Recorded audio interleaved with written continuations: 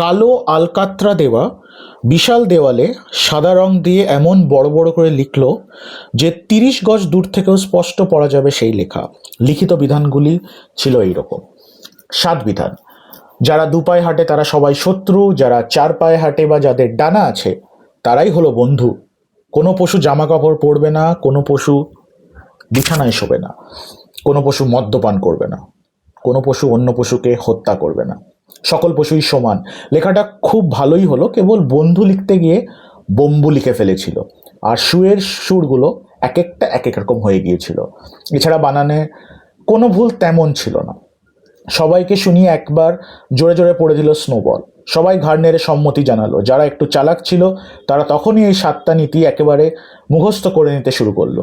তাহলে বন্ধুগণ, রং করা তুলিটা ছুঁড়ে ফেলে স্নোবল চেঁচিয়ে বলল, এবার তাহলে ক্ষেতের দিকে চলো সবাই।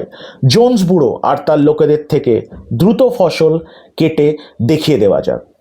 আমি পড়ছিলাম পশুদের খামার, জর্জ অরওয়েলের লেখা, রাকেশ কুমার দাসের অনুবাদ।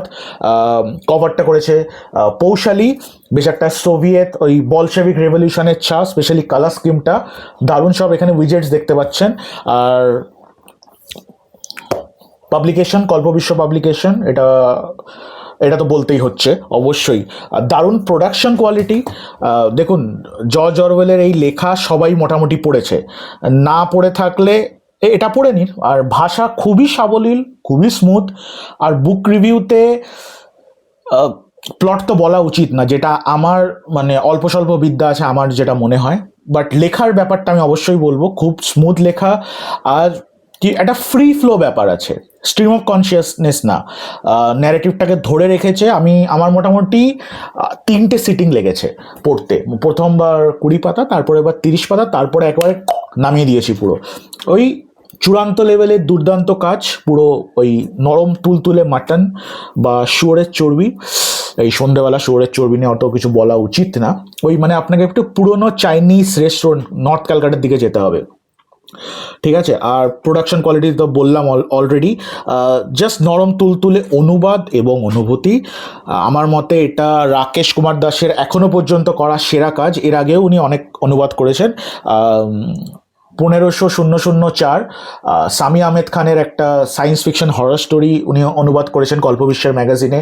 এছাড়া জর্জ অরওয়েলের আরেকটা লেখা, যেটা বিশ্ববন্দিত লেখা 1984, ওটারও অনুবাদ করেছেন।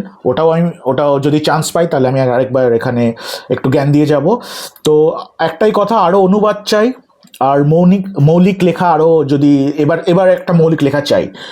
বাস, বেশি কথা বলে লাভ নেই, টুক করে কিনে ফেলুন। 168 পাতা, ভেতরে অনেক কটা ইলাস্ট্রেশন আছে।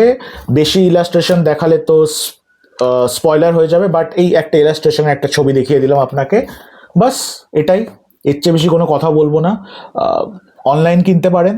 আর কল্পবিশ্বের সূর্য সেন স্ট্রিটে, কলেজ স্ট্রিট যেটা, এখানে পুটিরামের জাস্ট পাশে এনাদের দোকান আছে, কিনে ফেলুন। ভালো তো লাগবে আমি জানি। I am not taking for granted, but আমি জানি ভালো লাগবে। এটা কনফিডেন্স, এটা অ্যারোগেন্স না। সো বাস, এই সব পশু সমান কিছু, তাদের থেকে ওই অল অ্যানিমেলস ইকুয়াল, সাম মোর দ্যান ইকুয়াল।